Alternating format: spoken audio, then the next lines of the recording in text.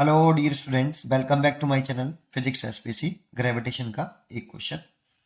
A planet of mass capital M is an elliptical orbit around the sun with time period capital T. The semi major axis and semi minor axis are equal to a and b respectively. The angular momentum of the planet is. तो पहले एक figure बनाते हैं, एक पहले elliptical path बनाते हैं।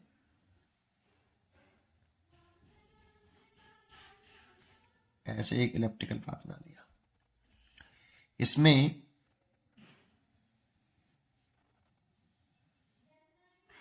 ये यहां से लेके यहां तक तो मेजर एक्सेस होती है, और ये जो डिस्टेंस होती है ना, ये सेमी मेजर एक्सेस होती है। ए, इसको सेमी मेजर एक्सेस बोलते हैं। और ये जो डिस्टेंस है यहां से यहां तक की, ये सेमी माइनर एक्सेस होती है। जानते हो इस पूरे इलिप्स का जो एरिया होता है, पूरे इलिप्स का एरिया ऑफ पूरे इलिप्ट, इस पूरे पाथ का, इसका पूरे का एरिया, पूरा एरिया, फुल एरिया, ये वाला पूरा एरिया इलिप्स का एरिया बोल सकते हो। एरिया ऑफ इलिप्स वो होता है पाई ए बी। ये हमें याद होना चाहिए बेटा। ये टोटल एरिया है पूरे इलेप्टिकल पाथ का। ये पूरा एरिया, ये वाला ये फुल एरिया आपका कितना होता है, पाई ए बी होता है। पाई, तो पाई है ये constant term 3.14। A semi major axis की लेंथ और बी सेमी माइनर एक्सेस की length of semi minor axis, है ना। ये फॉर्मूला याद होना चाहिए एक। तो दूसरा, एक सेकंड लॉ होता है कैपलर का। According to Kepler second law, इसे हम लॉज ऑफ एरिया भी बोलते हैं। Law of area, areal speed, इसे एरियल स्पीड बोला जाता है, d A by d t को। ये कांस्टेंट होती है। और लॉ होता है कि प्लेनेट को सन से कनेक्ट करने वाली लाइन, जैसे ये एक फोकस होता है सन का, दो फोकस होते हैं सन के, उस सॉरी इलेप्टिकल पाथ के दो फोकस होते हैं, उसमें से एक फोकस पर सन लाई करता है। मान लो ये सन है, यहाँ लाई कर रहा है सन। तो लॉ है कि ये कोई प्लेनेट है, जैसे प्लेनेट को सन से कनेक्ट करने वाली लाइन, प्लेनेट को सन से कनेक्ट करने वाली लाइन इक्वल टाइम इंटरवल में इक्वल एरिया स्वैप्ट करती है। और दैट मीन्स एरियल वेलोसिटी या एरियल स्पीड कांस्टेंट रहती है। इसको हम केपलर का सेकंड लॉ बोलते हैं, d A by d t. अच्छा, ये जो एरियल वेलोसिटी है ना, d A by d T,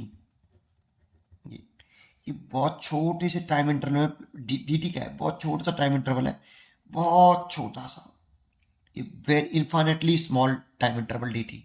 इसमें इसने ये एरिया स्वैप किया है, बहुत छोटा सा एरिया बेटा। ये D t time interval swap किया है, तो ये एरिया जो स्वैप्ड एरिया होगा ये वेरी स्मॉल होगा, ये वाला। इसको ही हम स्मॉल एरिया डी ए बोल रहे हैं। डी ए टाइम इंटरवल में, डी टी टाइम इंटरवल में डी ए एरिया स्वैप्ट किया प्लेनेट को सन से कनेक्ट करने वाली लाइन ने, उसको d A by d t areal speed बोलते हैं। तो डी ए क्या है, स्वैप्ट एरिया, और डी टी टाइम इंटरवल है। डी टी टाइम इंटरवल में डी एरिया स्वैप्ट किया है। इसकी जो वैल्यू होती है जी एल अपॉन 2m होती है। हियर एल जो है ये एंगुलर मोमेंटम है प्लेनेट का, angular momentum of planet about sun के अबाउट है बेटा। और स्मॉल एम यहाँ पे मास ऑफ प्लेनेट है, मास ऑफ प्लेनेट, सन का मास नहीं है ये रहा, जो प्लेनेट घूम रहा है उसका मास है। क्योंकि इसमें प्लेनेट का मास कैपिटल एम दे रखा है, तो मैं एक काम करता हूँ, इसे कैपिटल एम कर देता हूँ, capital M. Mass of planet capital M दे रखा है, इसलिए मास ऑफ प्लेनेट। अब फॉर अच्छा, ये कैसे आया, अगर इसे प्रूव करना है तो प्रूव भी कर सकते हैं, लास्ट में प्रूव कर दूंगा, पहले इस क्वेश्चन को कंप्लीट कर लेते हैं। इतना डायरेक्टली पता होना चाहिए आपको, ठीक है। अगर ये d o by d t L upon 2m कैसे हो गया, इसका प्रूफ चाहिए तो प्रूफ भी कर देंगे, इसी में कर देंगे, भले ही वीडियो लंबी हो जाए, मैं उसकी कभी चिंता नहीं करता, समझ में आना चाहिए मेन चीज।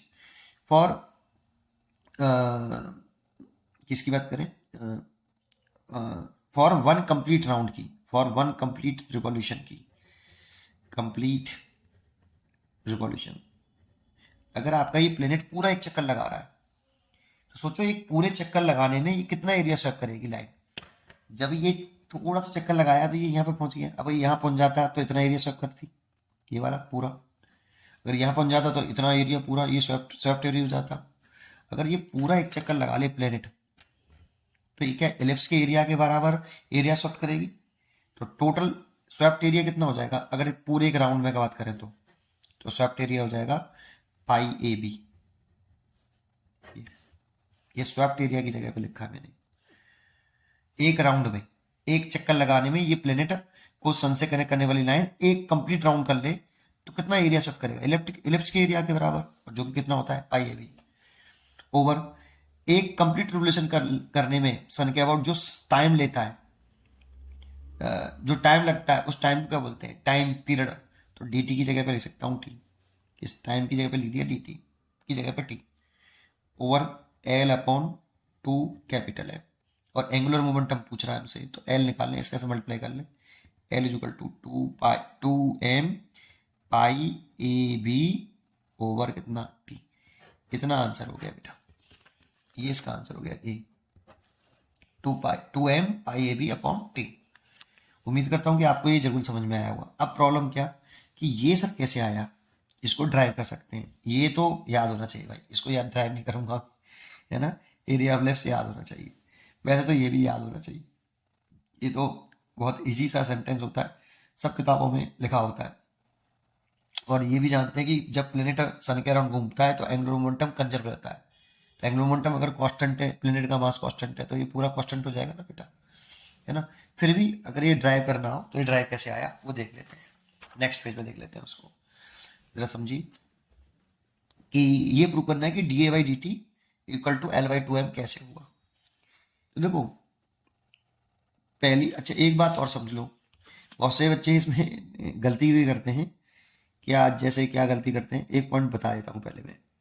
जानते हो ये जैसे सन है और ये प्लेनेट है, तो जानते हो सन से प्लेनेट को कनेक्ट करने वाली लाइन हो गई है, ये कनेक्ट करने वाली लाइन हो गई, तो ये आर हो गया आपका, और ये प्लेनेट की स्पीड हो गई। तो जानते हो केवल ये दो जगह पर परपेंडिकुलर होती है, बस केवल दो जगह पर परपेंडिकुलर होती है पूरे इस इलेप्टिकल पाथ में। ये सन को प्लेनेट से ज्वाइन करने वाली जो लाइन होगी और वेलोसिटी जो होगी वो केवल दो जगह पर परपेंडिकुलर होगी ओनली।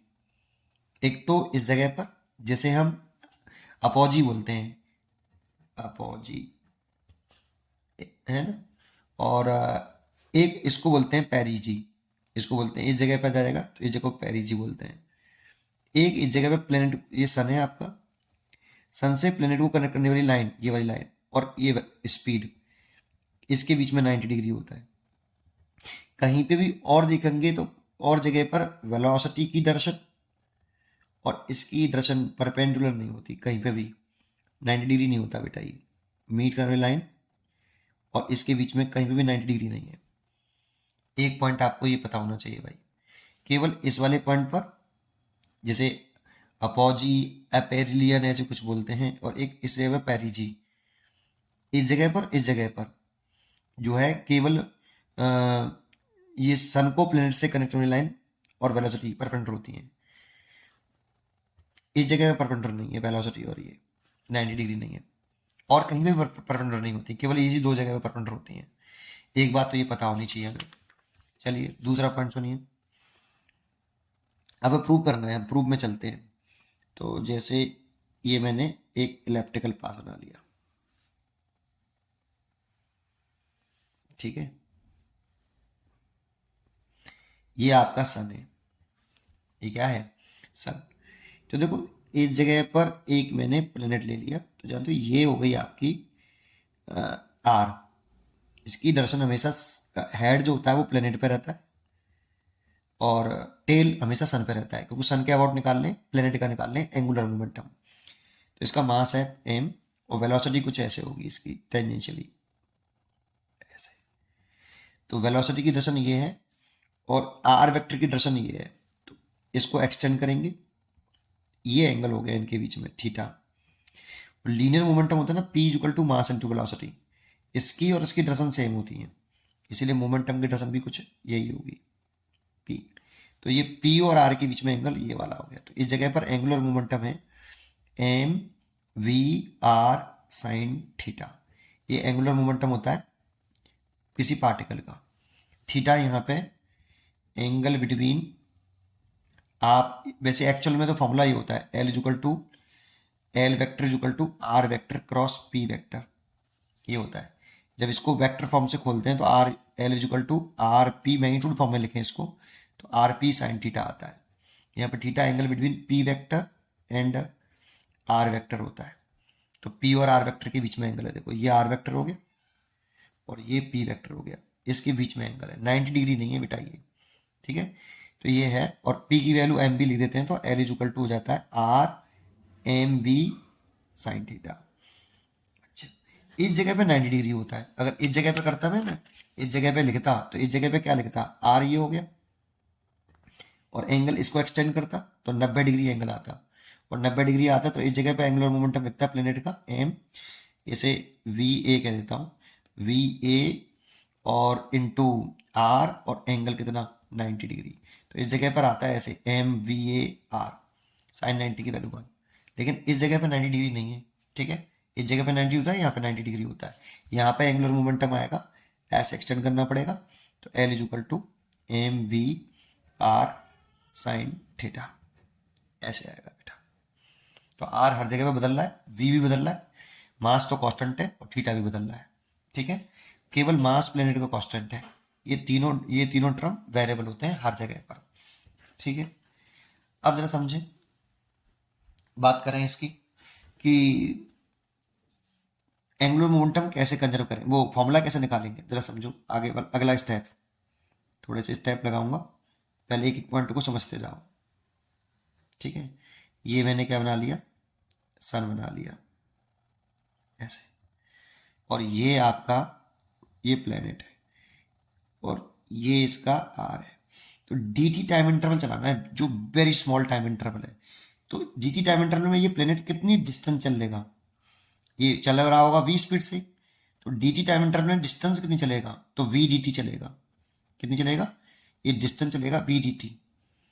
dt टाइम इंटरवल अगर ये स्पीड v से चल रहा है तो dt टाइम इंटरवल में चलेगा कितना, डिस्टेंस जो कवर करेगा planet, distance covered by planet, covered by planet in time interval, time interval dt, ये चलेगा v dt, बहुत छोटी सी डिस्टेंस चलेगा, तो ये बहुत छोटी सी डिस्टेंस चली हुई है ऐसे, तो ये स्मॉल एरिया आएगा, कैसे आएगा, स्मॉल एरिया डी ए, ये इसको जूम कर लेते हैं बेटा, इस वाली पोर्शन को मैं अगर क्या कर लें, जूम कर लें तो ये कैसे दिखाई देगा वो देखते हैं। ये तो सन हो गया, ये आपका ऐसे दिखाई देगा, ये आर हो गया आपका, और ये एक स्ट्रेट लाइन जो वेरी स्मॉल डिस्टेंस चला तो स्ट्रेट लाइन होगी एक कुछ इस तरह से, और ये डिस्टेंस चली होगी इसने वी डी टी, और ये यहाँ पे पहुँच गया, ये जूम कर लिया मैंने, तो ये वाला एरिया हमें निकालना है, जूम आउट कर लिया ये ऐसे। अब इस एरिया को निकालना है, ये एरिया डी ए है, तो देखो यहाँ पर इसको एक्सटेंड कर रहे हैं तो ये एंगल थीटा था हमारा, ये देखो आर वेक्टर और वेलोसिटी वेक्टर के बीच में एंगल थीटा था बेटा, ठीक है। तो ये थीटा एंगल हो गया, तो ऑब्वियसली यहाँ से अगर मैं परपेंडिकुलर ड्रॉ करूँगा ये एच हो गया, और ये एंगल कितना आएगा, ये एंगल होगा 180 माइनस के थीटा, ऐसे, ठीक है ना।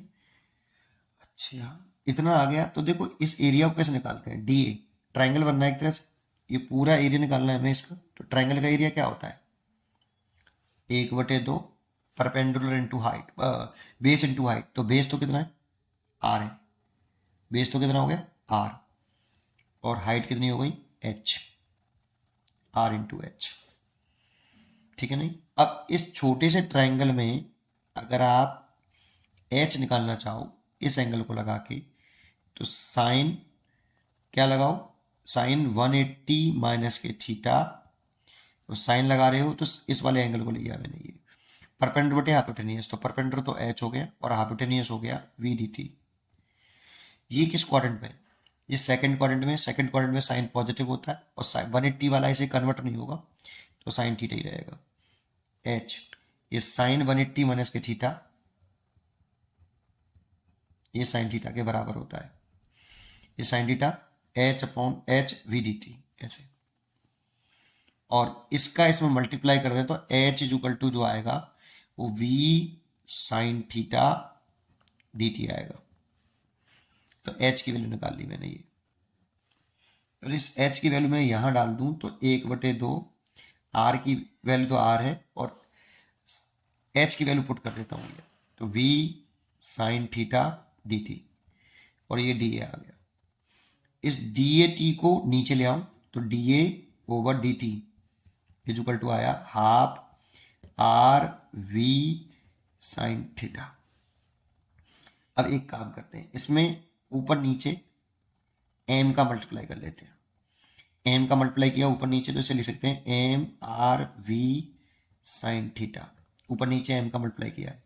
ये क्या चीज़ है सोच के बताओ, ये तो l है, l equal to r m v sine theta, angular momentum है प्लेनेट का, तो लिख सकते हैं l अपॉन कितना 2m, और ये आ गया dA बाई dt, तो dA by dt equal to l by 2m, है ना। अच्छा, l कांस्टेंट क्यों है सर? l तो आप कह रहे हो कि यहाँ पे l होगा mvr, तो बेटा तो यहाँ पे ये है तो कांस्टेंट कहाँ है सर? बेटा इसमें v तो बदल गया है, v बदला है, r बदला है, v बदलता है, r बदलता है, लेकिन तीनों का जो प्रोडक्ट है ये कांस्टेंट रहता है। कैसे? एंगुलर मोमेंटम कैसे कांस्टेंट रह जाएगा? देखो सीधा सा एक फंडा है, ये सन है और ये प्लेनेट है, तो सन और प्लेनेट के बीच में जो ग्रेविटेशनल फोर्स ऑफ अट्रैक्शन होगा वो ऐसे होगा, और इसकी लाइन ऑफ एक्शन कहां से पास हो रही है? सन से पास हो रही है, तो टॉर्क निकालोगे ना आप, torque on planet about sun, तो ये 0 होगा, क्योंकि इसकी लाइन ऑफ एक्शन, उस फोर्स की लाइन ऑफ एक्शन सन से ही पास हो रही है। आप ये प्लेनेट कहीं पे भी हो, कहीं पे भी, यहाँ इसकी जो फोर्स लग रहा है, जो ग्रेविटेशनल फोर्स लग रहा है between sun and earth planet, उसका जो लाइन ऑफ एक्शन होगी वो हमेशा सन से ही पास होगी, तो टॉर्क हमेशा ही 0 होगा, और टॉर्क अगर 0 होगा तो टॉय बराबर होता है dl बाई dt, और टॉर्क अगर 0 है तो ये dl बाई dt, तो dl बाई dt 0 है तो l कैसा रहेगा? कांस्टेंट रहेगा ऑलवेज। इसीलिए एंगुलर मोमेंटम कांस्टेंट रहता है हमेशा। अगर कोई पार्टिकल किस पाथ पे घूम रहा है, कोई भी बॉडी प्लेनेट के, कोई भी प्लेनेट सन के अराउंड घूम रहा है, तो उसका एंगुलर मोमेंटम कांस्टेंट रहेगा। इसीलिए यहाँ पर ये टर्म पूरा कांस्टेंट है, d A by d T, D A by d T constant, L constant, planet का मास कांस्टेंट, तो ये कांस्टेंट। आपको ये सब करना नहीं था, आपका खेल यहीं खत्म हो जाता है बेटा। आपको इतनी जानकारी होनी चाहिए, कम से कम इतनी जानकारी तो होनी चाहिए। चलिए पढ़ते रहिए और खुश रहिए। Thank you.